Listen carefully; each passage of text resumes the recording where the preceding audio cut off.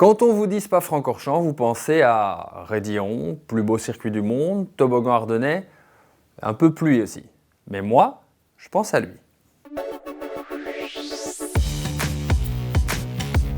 Le destin de Michael Schumacher a toujours été lié à Spa-Francorchamps. En 1991, la carrière de la légende allemande débute. Premier pas à Spa-Francorchamps dans un contexte un peu bizarre, il faut dire. Bertrand Gachot, l'un des titulaires de l'équipe, est emprisonné en Angleterre pour une bagarre avec un chauffeur de taxi. Il faut le remplacer au pied levé. Schumacher fait partie de la filière Mercedes. Jordan, dont c'est la première saison en F1, a besoin d'argent. Mercedes paye et place Schumacher chez Jordan.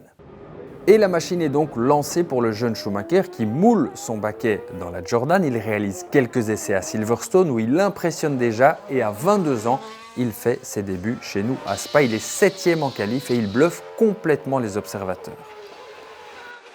Yeah, sure, I'm really happy. The car feels really good and it makes a lot of fun to drive. And also for the time, I'm really happy, yeah. Malheureusement, sa course ne dure pas bien longtemps. Problème de transmission, mais Schumacher a déjà marqué les esprits. Premier Grand Prix à Spa et puis, l'année suivante, première victoire à Spa. Après ses débuts prometteurs, Schuma tapait dans l'œil de Flavio Briatore, le team manager de Benetton. Et en 91, juste après Spa-Francorchamps, il passe déjà dans l'écurie Benetton. Et donc, un an plus tard, quand il revient chez nous en Belgique, il est dans la combinaison jaune Benetton. Ford, il est 3e sur la grille. Son envol n'est pas exceptionnel. Il perd 2 places. Il est débordé par la Ferrari de Alesi et la Williams de Patrese. Puis, les averses s'en mêlent. Les pilotes passent en pneus pluie. Schum est devant, il commet une petite erreur et se fait passer par son équipier Martin Brundle. La piste sèche et Schumacher fait le pari des pneus pour piste sèche.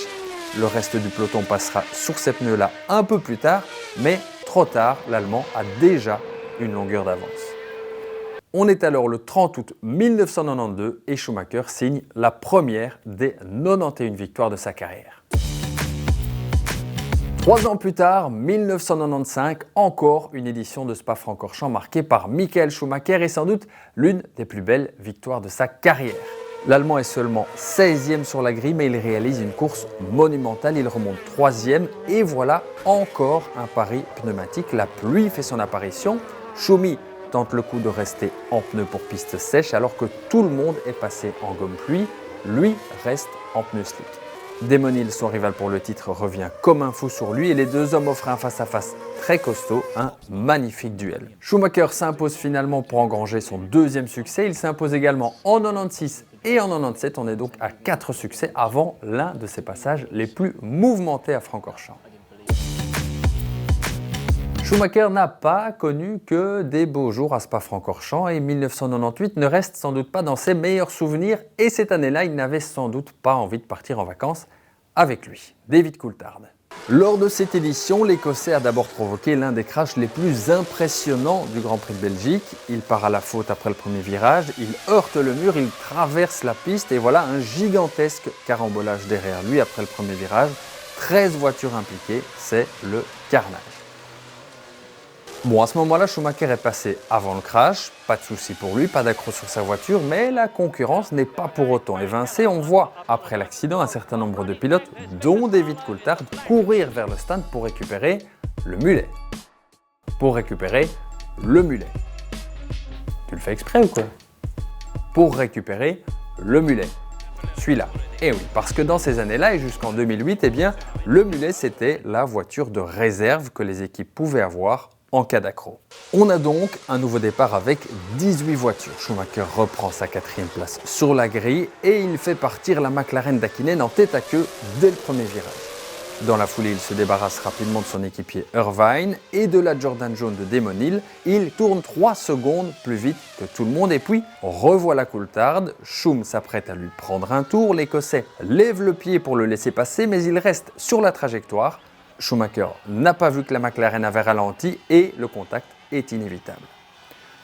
L'Allemand rentre sur 3 roues, mais il revient surtout dans une colère noire parce que la victoire lui tendait les bras et elle était primordiale dans la lutte pour le titre 1998 avec Hakkinen qui était déjà hors course. Du coup, en revenant au stand, eh bien, Schumacher n'avait qu'une seule idée en tête, aller régler ses comptes avec David Coulthard.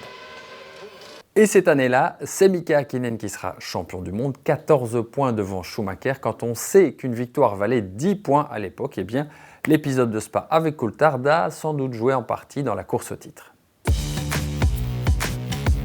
L'année 2000, elle se résume à un dépassement.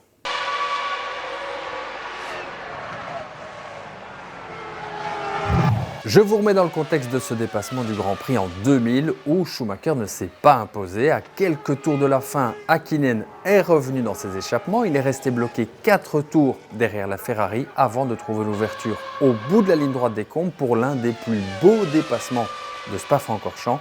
Et un Ricardo Zonta au milieu, spectateur du duel et qui doit encore aujourd'hui se demander ce qui lui est arrivé. Et décidément, tout ramène Michael Schumacher à Spa-Francorchamps, premier Grand Prix de sa carrière 1991, première victoire 1992 et en 2004, il scelle chez nous en Belgique le 7e et dernier titre de sa carrière. Schumacher, recordman des victoires chez nous, 6 succès, 92, 95, 96, 97, 2001 et 2002, 6 succès devant un certain Ayrton Senna.